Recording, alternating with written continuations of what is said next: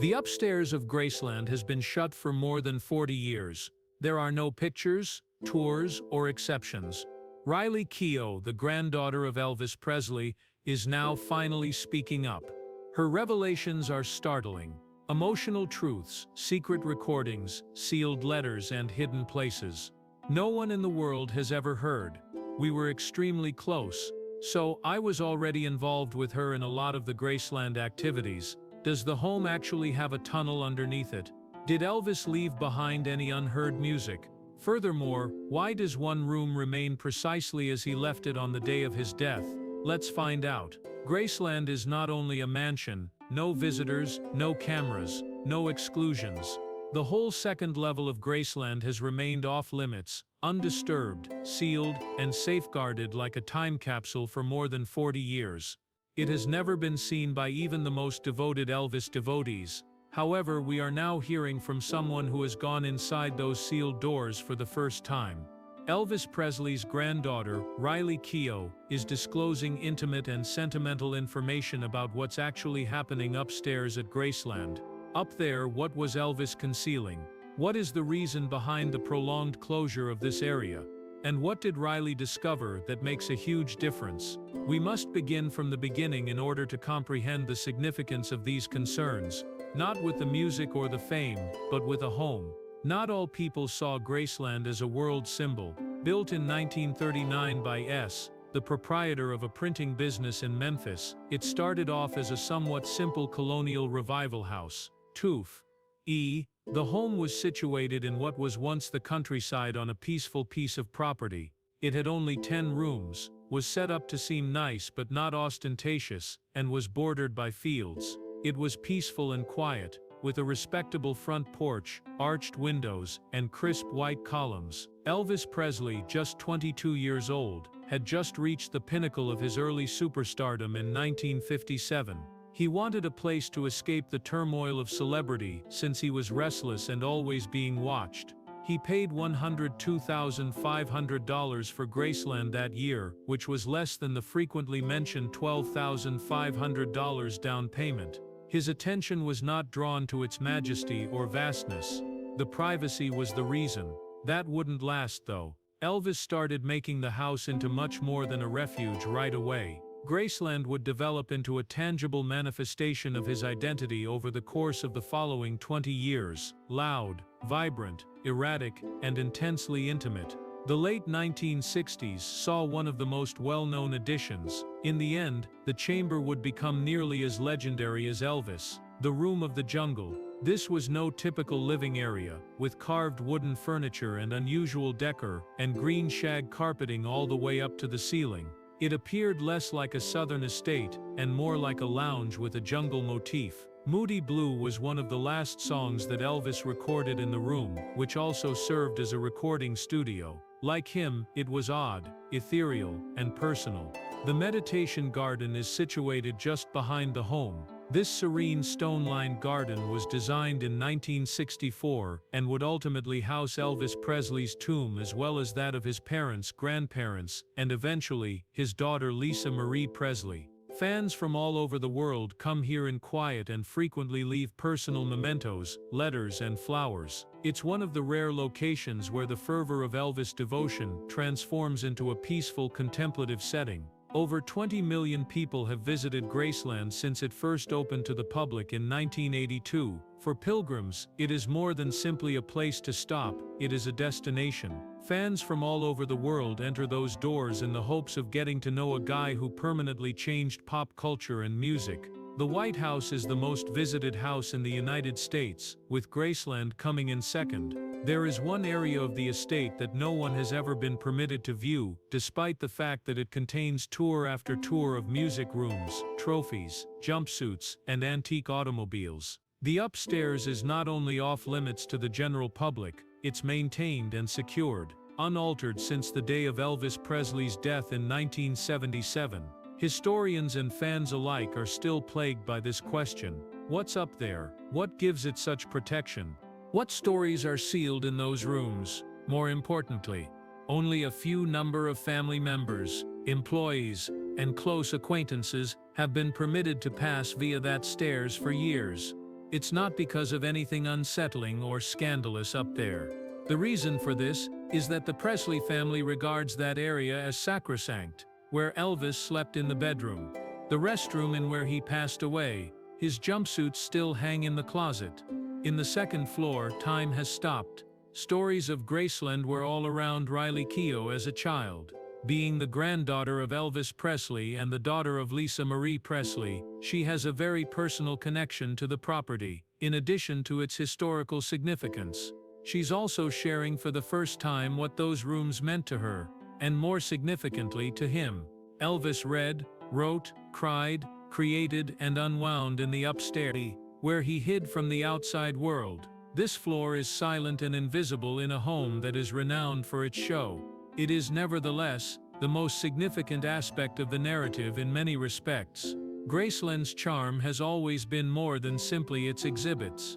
It concerns what is still unknown. Riley's observations on the upstairs provide us with new knowledge as well as access. She discovered more than just souvenirs in those sealed chambers. It was recollection, real, unvarnished, and private. Now it's time for the world to hear her voice. Riley Keough reveals the mysteries and surprises in the upstairs. It was totally off bounds for more than 40 years. No videos, no pictures, no guest tours. Even the most ardent followers could not enter the second story of Graceland, where Elvis Presley lived and passed away, since it was walled off. However, Elvis Presley's granddaughter Riley Keough, who is now the estate's legal owner, has started talking in an unexpected move. And what she has disclosed is very startling. No one outside the family has ever heard the secrets that lie beyond the closed walls of that upstairs hallway. Entire rooms, secret passageways, and letters preserved throughout time. Why was this such a private space for Elvis? And why is Riley now disclosing its secrets? Fans conjectured for years that the bedroom and bathroom were staged, that Elvis never died, and that the second level was shut off to conceal the truth. Some even said that Elvis fled to South America and that the Presley family was protecting the location of a lookalike's murder. Riley, however, silences all of it. She attests that the rooms above have been kept in the exact same condition as they were on the day Elvis passed away. It's because there's too much to feel, not because there's anything to conceal. It's as if he never left, she says. It's everything still there. His bedside literature, his records, and his clothing. The cologne is odorous. He is palpable in the walls. On August 16, 1977, the second story was secured. The day of Elvis's passing. Neither tour managers nor museum curators made the choice. The order was familial. Elvis Presley's father, Vernon Presley, personally made sure the top floor would stay closed as a private haven rather than as a marketing gimmick. No modernization, restyle, or cleaning has been done to the rooms. Elvis's bed's clock is also stuck. It's stated that paramedics will come at the same moment. Riley, who spent a large portion of her early years at Graceland, remembers slipping upstairs as people passed through the downstairs hallways. Despite being instructed not to touch anything, she and her cousins silently observed, taking in a world that had been captured in time. Elvis's personal study, a tiny, dimly furnished room with deep wood walls, was one of the spaces that most stayed with her. Crammed with texts about Eastern mysticism, Christian theology, and numerology. Among them were notes containing Elvis Presley's personal thoughts on loneliness, spirituality, and celebrity. Riley claims that some of the entries resemble prayers written in a journal. Some are more irregular, such as handwritten quotations, stream of consciousness essays, or incomplete song lyrics. She remembers that the word free appeared repeatedly on one page. Additionally, Riley thinks that tangible relics provide a glimpse into her grandfather's mental health. The two nightstands on each side of Elvis's bed, which is still covered in its original silk sheets, include bottles of painkillers, some of which are still full, and a Bible with handwritten notes on top. Riley discovered a shoebox marked, "Do Not Open," hidden under the bed. Unsent letters inside. Lisa Marie was the recipient of one of them. "To whoever finds this after I'm gone," reads another simply. Riley acknowledges that some things are too private to make public.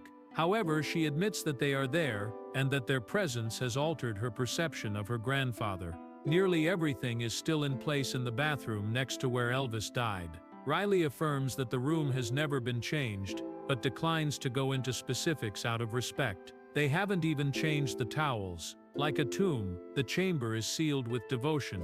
This was more than simply a tragic spot for the Presley family. Elvis frequently isolated himself from the stresses of the outer world in this extremely quiet setting. Riley claims to have read for hours on end, sitting quietly and occasionally meditating. Like the bedroom, the bathroom served as a haven. Riley also revealed the silent room, a tiny hidden alcove at the end of the upstairs corridor, that Elvis had intended to be a place for meditation, but which is never featured in official Graceland literature. Elvis would go to this area to pray, think, or just relax. It had low lighting, couches on the floor, and a faint hum from an antique sound machine. No one even knew it existed until Riley brought it up, and there are no fan reports or pictures of it. He was a man who was always striving for calm in a world that couldn't quit staring at him, and she thinks that's one of the most honest aspects about him. Why, therefore, has she chosen to discuss it now? Riley claims that due to need, the upstairs was silent for years. Lisa Marie, her mother, developed a protective bond with that area of the house. It was too traumatic, too holy, and too unsolved. Riley, however, found herself in a new position following Lisa Marie's death, serving as the voice of a family heritage in addition to being the owner of Graceland. She believed the moment had come to tell the hitherto untold portions of the narrative, not for show, but for comprehension, to connect, not to take advantage of. Riley, however, is unambiguous. The public will not be able to access the upstairs.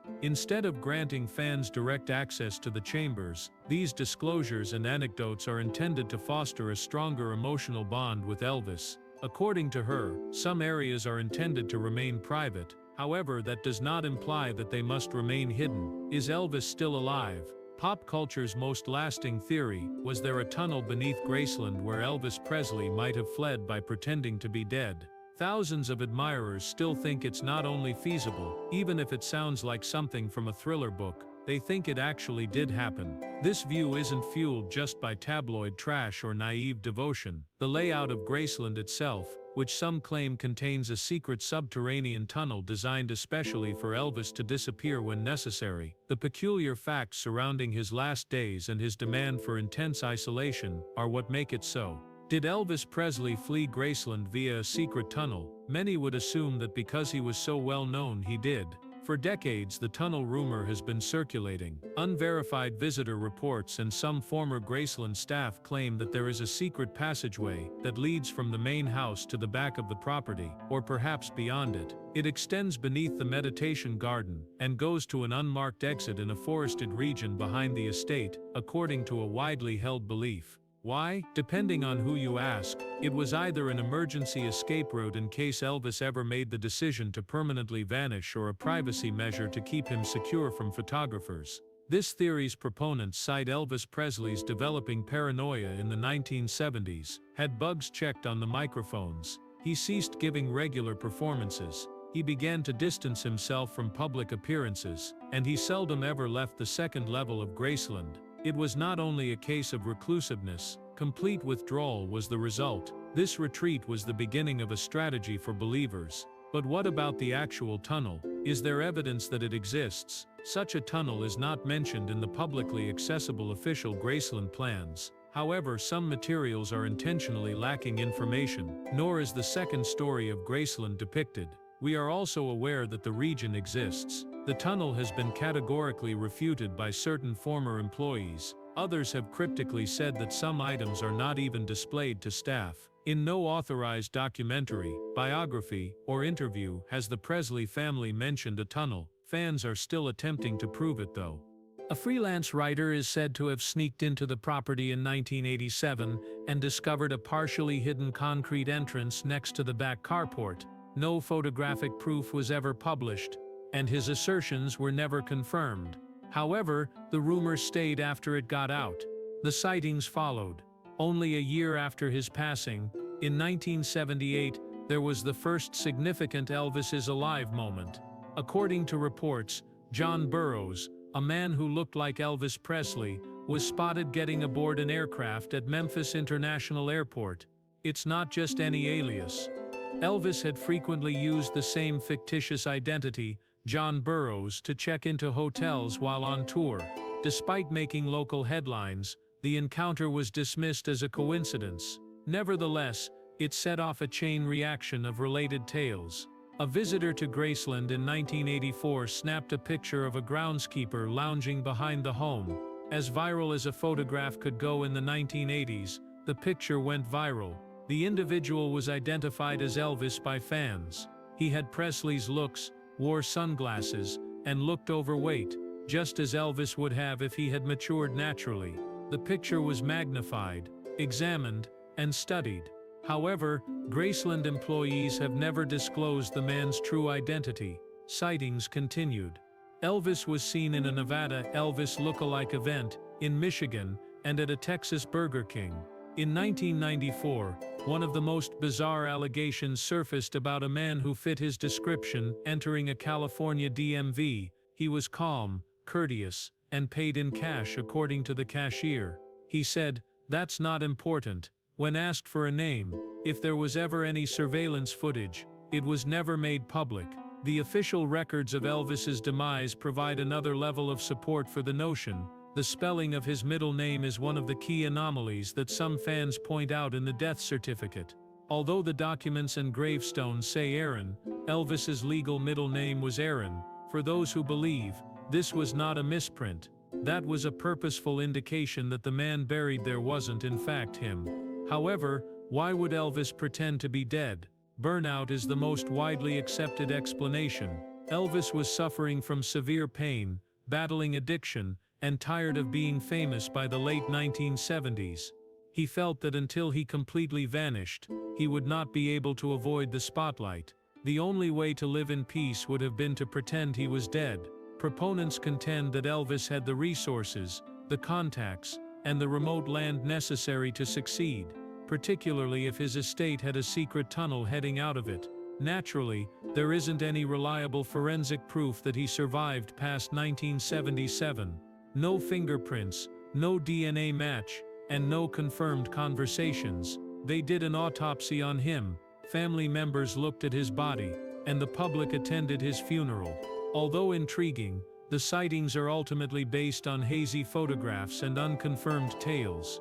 Over the years, several of the alleged witnesses have recanted their accounts. However, the fact that so little of Elvis Presley's last days were documented sustains the hypothesis. It had been months since he was pictured in public.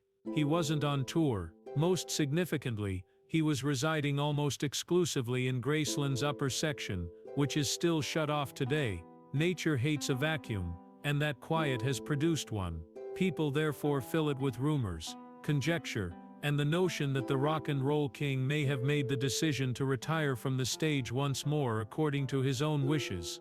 Not every rumor needs to be addressed by Riley Keough. She realizes that the mystery is part of Elvis's lasting appeal. She has stated time and time again that her job is to safeguard the things that were important to him, not to explain him. She feels that certain things are supposed to be left unsolved, whether that means preserving Graceland's hidden chambers, or protecting his emotional legacy. Perhaps there isn't a tunnel, perhaps there was never any, perhaps all of the sightings were misidentifications, and the grave's misspelled name was perhaps a well-meaning fix, or if concealing one aspect of oneself was the most rebellious thing a guy who lived his life in public could do, inheriting Graceland's kingdom. What if there are gaps in the Presley family tree? Rumors that Elvis Presley fathered children other than Lisa Marie have been circulating for years, kids whose identities were rejected or concealed.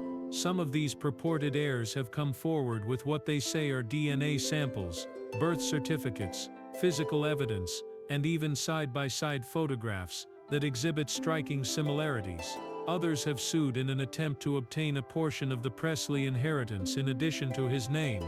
The fact that these accusations keep coming up again and again lends even more fascination to an already complicated legacy. Even if the majority of them have been rejected or disregarded, who is in charge of Elvis Presley's empire now? And may such control be lawfully challenged by someone else? Not only is the Presley estate worth a lot of money, it is extremely difficult to refute because of the legal safeguards built into its structure. Amid her legal struggle to continue serving as the trustee of the estate of her late daughter, Lisa Marie Presley, Priscilla Presley is speaking out. Lisa Marie Presley, Elvis Presley's only child, received Graceland after his death in 1977. Ownership passed to Riley Keough, her daughter, after her death in 2023. However, that change wasn't easy. Immediately after, there was a legal issue. Concerns Lisa Marie's mother, Priscilla Presley, who challenged a 2016 trust revision. Although the case was resolved out of court, it did disclose a crucial aspect of the Presley legacy. It is more than simply an emotional area. Hundreds of millions of dollars are at stake in this contentious legal matter. The so-called hidden heir notion thereafter becomes popular. At least a dozen people have claimed to be Elvis Presley's biological child throughout the years. While some of these accusations made it to courtrooms, the most have only been reported in tabloids. One guy attempted to get a court order to exhume the king's remains for DNA testing, claiming to be Elvis's son. The request was turned down. In an attempt to establish paternity, a second purported daughter submitted a hair sample purportedly taken from an Elvis hair auction. The Presley estate refused to speak more and rejected the evidence as untrustworthy. The Elvis Presley Trust is a legal framework that oversees the estate's finances, property management, image licensing, and intellectual property rights. Any purported Presley successor would have to establish their biological kinship with Elvis by verifiable DNA and an established line of custody in order to obtain legal recognition and inheritance rights. It's not simple. Furthermore, the DNA utilized to bolster these assertions frequently originates from questionable sources, fan collectibles, unconfirmed personal belongings, or uncontrolled third-party samples. Legally speaking, the majority of these claims are rejected before they can approach a judicial decision. Nevertheless, rumors continue. Some admirers think that before and throughout his marriage to Priscilla in the 1950s and 1960s, Elvis could have had covert affairs. Some names appear often in tabloid archives and conspiracy sites, mostly in relation to women who allege to have received private correspondence, hush money, or private conversations from Elvis years after his heyday. The Presley family and close confidants have not publicly acknowledged any such interactions. Riley Keough has never spoken to any of his purported siblings firsthand. Lisa Marie didn't either. Their lack of response has only increased conjecture. Is avoiding giving false claims credence a legal tactic, or is there even a remote chance that something is being kept secret for private reasons? There is still no response to that. One thing is certain, Riley Keough is now Graceland's spokesperson. She inherited an empire at the young age of 34, in addition to the land and the inheritance. One that is constrained by agreements, intellectual rights, licensing agreements, and high public expectations. She does not have a passive connection with it. She participates in both major and minor choices. She meets with managers of businesses, preservation experts, and archivists. She grants new displays her final permission to guarantee that items from Elvis's life, including handwritten notes, original recordings, and unpublished photos, are digitized and preserved with the right information and historical integrity. She is even working on digital preservation projects. Riley has assumed greater responsibility, though, and is now in charge of the narrative in addition to the operational side. It's not simple. Elvis Presley is a symbol as much as a performer. He embodies a very particular era of American society, one that was full of paradoxes, such as solitude and celebrity, conservatism and revolt, groundbreaking inventiveness, and internal conflict. Riley is unique in that he is a cultural gatekeeper as well as a blood-related. She is in charge of making someone who is still regarded as a legendary figure more relatable. It's like walking a tightrope. She has also handled it cautiously thus far. She has stated openly that she does not see Graceland as a museum but rather as a place to live. The performance there? Yes, exactly. Therefore, I believe that Graceland is where she had some of her happiest recollections. According to her, it's not about stopping him in time, making sure he understands is the goal. She is thus in favor of new educational collaborations with colleges and institutions, projects that go beyond tours and include scholarships. She wants Elvis to be examined as a case study in fame, race, musical inventiveness, and cultural identity in addition to being a well-known figure. She is also increasing Graceland's online presence. with well-chosen material, not with virtual reality copies or ostentatious content. Behind the scenes, her team is employing high-resolution scanners and AI-based metadata tagging to digitize Elvis Presley's handwritten lyrics, set lists and correspondence. It is anticipated that these data will be utilized in scholarly study and upcoming exhibitions. His tale isn't being sold by her. She is organizing it. Riley is also safeguarding the portions of the tale that shouldn't be made public in this capacity. She has refused to let tourists or photographers onto Graceland's second story. Requests to shoot in private family areas have been turned down. Furthermore, she has demonstrated no interest in making money off of fake dramatizations or reality TV. For her, it's about paying respect to the individual as much as the legend. Respecting the messy, unpleasant or unattractive aspects of his existence is part of it. Riley will probably make the final decision if there is a secret heir out there who has a genuine relationship to the Presley family. Not a reporter, not a judge, nor a social media sensation. And it could be the most unsettling thing for folks. Now, she is in charge of the narrative. She is the subject of the next or last chapter. The lost tapes. Does Graceland have any unreleased Elvis albums? Would it be possible that Elvis Presley left behind tunes that no one has ever heard? Rumors about unreleased recordings Elvis produced in his latter years hidden away in Graceland, possibly even in the upstairs chambers that were blocked off, have been circulating for decades. We are aware that Elvis kept making secret recordings of music, even after he had mostly retired from public life. In February and October of 1976, his last known studio sessions were held in the Jungle Room at Graceland. These recordings were emotive, unvarnished, and occasionally quite experimental. They featured versions of classic gospel tunes as well as songs like Moody Blue and Way Down. Some of this material was released by RCA following his passing. However, not all of it, according to session musicians and audio engineers. Elvis's deteriorating health caused some songs to be shelved completely or left unfinished. This tale has become more complicated because to bootleggers, numerous so-called forgotten Elvis songs have been included on underground cassette and vinyl releases throughout the years. Some include different versions of well-known songs or obvious outtakes. Other vocals may be impersonators or artificially increased studio manipulations, yet they still sound like Elvis. This Is Goodbye, a melancholic song purportedly recorded only weeks before Elvis Presley's passing, was purportedly included in one notorious bootleg that circulated in the 1990s.